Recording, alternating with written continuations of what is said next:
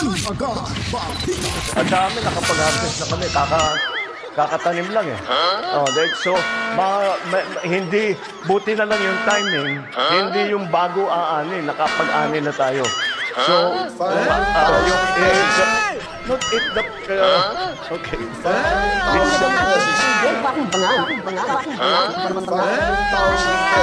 Milyonaryo, sama-sama tayo.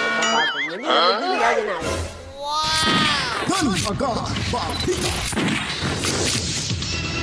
Alright, welcome back mga kabaitan. Nagbabalik na naman ho tayo. Kamusta ang lahat? Sana tayo ay manatili hong maging malakas at magiging masaya sa araw-araw dahil talagang sasaya ho yung araw ninyo kung maririnig nyo po ang balitang ito. So talagang ito'y matatakot na ang bangag administrasyon. Kakabahan na ho ang bangag administrasyon sa balitang ito. At si Mayor o Congressman Richard Gomez may hamon at panawagan ho sa ating administrasyon ngayon at lalo na sa pambansang pulisya kung saan kailangan maging seryoso sila sa kanilang pagkikipaglaban sa utot ng demonyo diyan sa kanyang distrito sa 4th District ho ng Leyte mga kabalitaan. Ang tanong po ba diyan, kakayanin ba ni Bongit? Paano ho kakayanin? Sabi ng ilan at ito'y nakikita sa video na gumagamit rin pala ito ng pinagbabawal na harina. Kung sino pa po ang gumagamit ng harina ay mahihirapan ho itong huhulihin yung kanyang mga kaklase ho.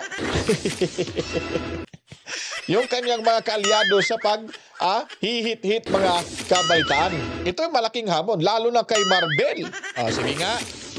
Sige nga, huwag nyo nga hulihin yung mga bus driver na gumagamit ng pinagbabawal or utot ng demonyo. Ito ay malaking hamon ho mga kabalitaan. Kaya bukas makalawa, titignan ho natin kung kakagatin ba ni Marbel at ni Bongit ang hamon na panawagan din ni 4th District Congressman Richard Gomez dyan sa Leyte mga kabalitaan. Pero yung isa po ay nakakatawa. May papakita ko po. Ito pala. Ito yung ipapakita ho natin mga kabalitaan. Wala na ho tayong intro. Diretso na ho tayo sa ating paksa para mas mapapaliwanag at may pakita ho natin kung ano yung mga development, ano yung mga pangyayari sa loob ng 24 oras at sa mga nagdaang mga oras, araw mga kabalitaan sa ating lipunan. Itong babaeng to ay nakakatawa. Nung wala pa hong eleksyon, sabi niya, "Hoy, ikaw na talaga yung mayor namin, Mayor Nograles, Carl." Lagang sumisip-sip si ate. Baka hinihintay niya lang yung mahiwagang sobre mga kabalitaan. Yung kumikintab na sobre. Ewan ko, baka hindi siya naabutan dito nung pinuri niya si Carl Nograles na, "Oy, Mayor, ikaw na talaga sa buong lugar namin, ikaw talaga yung iboboto namin." Pakinggan ho natin kung ano yung nangyayari mga kabalitaan sa kanyang... Parang nabudol dito. Nakabawi tayo. Nabudol ho ni ate itong si Carl Nograles mga kabalitaan na katunggali ni Tatay Digong Duterte. Sige. Panoorin natin kung bakit ko sinabing nabudol dito ho si Carl Nograles. Daog na ka, sir. Mga tanan. Di ba narinig nyo? Daog ka na sir sa Tagalog pa. Panalo na po kayo sir sa buong lugar ho namin. Kayo pong iboboto ho namin. Kaminaw lang may ikaw man. So sa tingin ho namin, kayo ho talagang magiging mayor. Yun po yung sabi ni Ali dito, ni Ateng. Ateng, mukha mo talaga, mukha ka rin pera, ano? Binudol mo pa rin itong si matakin nyo po, nabudol niya dito, pinapaniwala niya na siya daw, si Carlo daw yung iboboto ho nila. Tapusin natin yung video. Hindi lang yung magsaba-saba. Nograles man daw. Hindi lang kami magsaba-saba. Ibig sabihin niya, hindi na ho kami mag-iingay. Ito yung after ho, mga kabitan. Before yun eh. After, ito yung sinabi niya, mga kabitan. Lumso. Butin kita. Uy, sasa. Sabi niya, Nograles ka daw. So, pwede, huwag kang maingay. Duterte tayo, huwag kang maingay dyan. Di ba? Naputol niya si Carlo Nograles, mga kabalitaan. Siguro hindi ito nakatanggap ng ayuda mula kay Carlo, kaya bumaliktad ho. Biglang kumambyo. Ito talaga si ate talaga, tarang pira-pirahan na talaga yung election. Pero dito muna tayo mga kabalitaan kay Mayor Richard Gomez. Bago natin ipaparinig sa inyo itong boses at sinabi ni Inday Sara Duterte patungkol ho sa kanyang tatay na si FPRRD nandoon sa The Hague, Netherlands. So, lipat tayo dito kay Mayor Richard Gomez. Ito, panoorin natin. What I want is, number one is, I'm calling on President BBM and the Philippine National Police to strengthen the peace and order program in our district.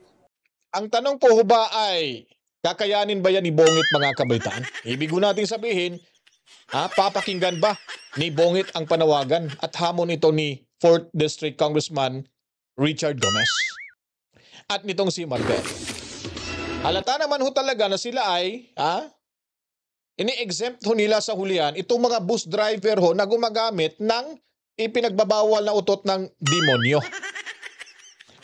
At garapalan na ho yung pagbibinta, bumalik na ho yung drugs sa ating bansa dahil po sa statement na pinapalabas nito at pinaniniwalaan ng mga drogista na tinutulirit lang pala tayo ni Marbel. Tuloy ho nating ligaya ho, tuloy yung negosyo ng ating tawas. Kasi hindi naman ho sila strict talaga swerte-swertihan lang to. So, ibig sabihin nun, pwede hong mabayaran yung PMP pag may naulihan ng malaking isda.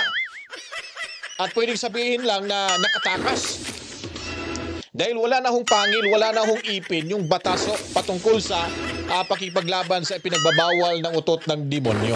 Dahil sa statement ni Marbel na talagang dinungisan niya ho ang imahe ng ating kapulisan na naging low moral na ho ngayon. Dati-rate sa panahon ni Tatay Digong, yung kapulisan ho natin mga kabataan napaka-high moral ho at nire-respeto ng sambayanan. Dahil inunti-unti na ho, inisa-isa na hong nililisan yung hanay ng ating o yung organisasyon ng pambansang pulisya. Kaso ho, dahil nga napaka-weak yung leader ho natin, napaka-weak ho ng hepe ng PNP, napaka-weak ho ng ilang mga kaalyado nito sa local government unit. Kaya ho, dumami na naman ho ang pagbibinta, ang kalakaran sa ipinagbabawal na utot ng demonyo. Ang hamon ni Congressman Richard Gomez, ito'y malaking pamamaraan na masusukat ho natin ang kakayahan ni Bongit kung ito ba ay kanyang pagtuunan ng pansin at pagbibigyan itong congressman na ito sa kanyang distrito. No? And to continue our fight against illegal drugs, especially now. Yan ang hiningi ko sa Presidente at saka sa PNP. Hindi tayo pwede magmalawag, hindi natin pwede pabayaan, hindi natin pwede sabihin basta-basta. No. We will continue, we will strengthen it, and we will really fight. Yun ang sinasabi ko, na huwag maging masyadong maluwag. Kasi nga, pag sabihin mo yung taong gumamit lang ng ipinagbabawal na gamot, dahil nag-overtime sa pagmamaneho, kung araw-araw ho ito nagmamaneho, don't tell me, hindi ho magiging addictos benedictos itong mga driver ho natin. At unti-unti na hong sinisira yung tamang pag-iisip ho niya ng driver kung ito ay araw-araw na gumagamit dahil siyempre naghahabol ho sa kita, naghahabol ho sa komisyon para makuha yung ninanais nito. At ikaw ba naman, addict ka, talagang tatrabahuin mo yung gusto mo na kumita ng malaki sa pagmamaniho para may extra ka ring pera na pambili ho ng ipinagbabawal na utot ng demonyo. So ano ho bang ibig sabihin nun? So parang tinuruan mo pa, tinolerate mo pa itong bus driver na ito na magiging addict ho sa tawas. So ano bang klaseng hepe ng pambansang pulisya itong si Marbel? Ito'y lousy ho, walang kwentang hepe. At itong si Marbel na ito ay nabubusulan ho mga kabalitaan. At wala ho rin ho itong isang salita gaya ho ni Bongit. Kaya itong si Amy Marcos tuluyan na ho nito. Sana hindi niya i-withdraw yung kaso para hindi na ho ito tawag dito sa Bisaya pa, makapahimulos sa kanyang benepisyo na matatanggap mula sa kanyang retirement mga kabaitaan. Na hindi niya na mapapakinabangan ito mga kabaitaan. Ngayon, ito si Mayor Richard Gomez, maka-Duterte ho ito mga kabitan. Malaking dago ko ito sa administrasyon ni Bongit dahil sa kanyang hamon at panawagan ay ito'y malaking mabigat na hamon ho ito at panawagan ni Richard Gomez. sa administrasyon ho ngayon, mga kabalitaan. Well, sa magandang balita ho, ito mas maganda pa rin ho yung balitang ibibigay ho natin dyan sa inyo. Ipaparinig ho natin. Itong si Ma'am Hanilet, sigurado na hong uuwi na ng bansa si Tatay Digong Duterte, mga kabalitaan. Marami naman magtataas kilay nito.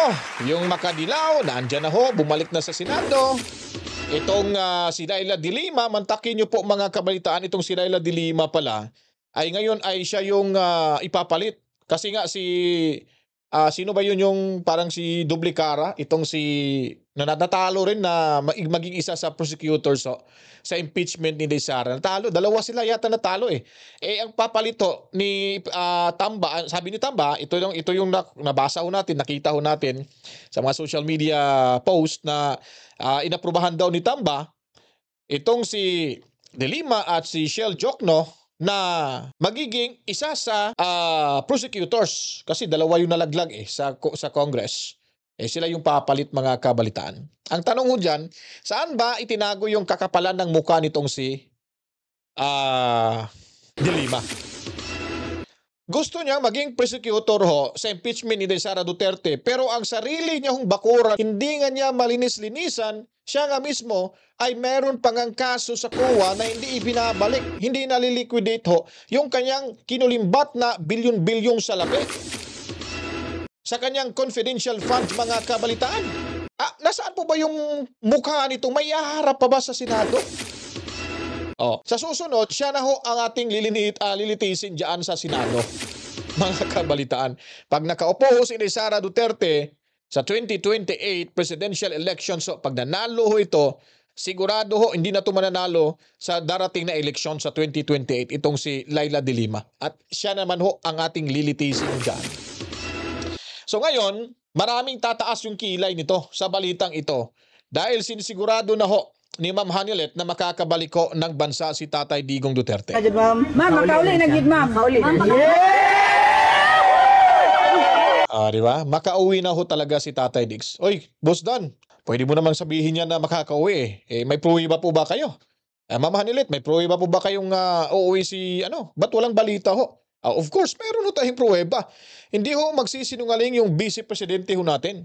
Pag yung vice presidente nagsasalita, may pruweba na ho yan, mga kabaitaan. Ibig sabihin nun, legit information yung kanyang mga sinasabi ho dito. Hindi ho gawa-gawa.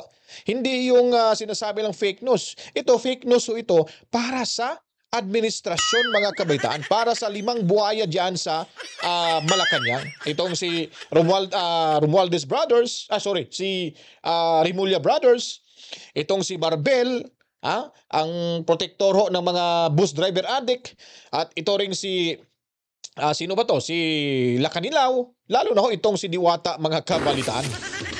Talagang maiinis at magagalit ho dito. At fake news ho ito para sa kanila, mga kabalitaan. Pakinggan natin si VP Sara Duterte. ICC website, yung pagbabasura ng kaso dahil sa kawalan ng jurisdiction ng ICC at sa immediate release.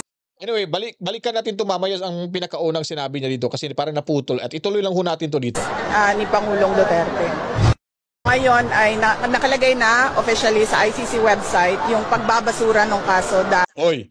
Nakalagay na sa ICC website yung pagbabasura ng kaso ni PRRD, mga kabaitaan. So ito ay good news ho para sa ating mga taga-suporta.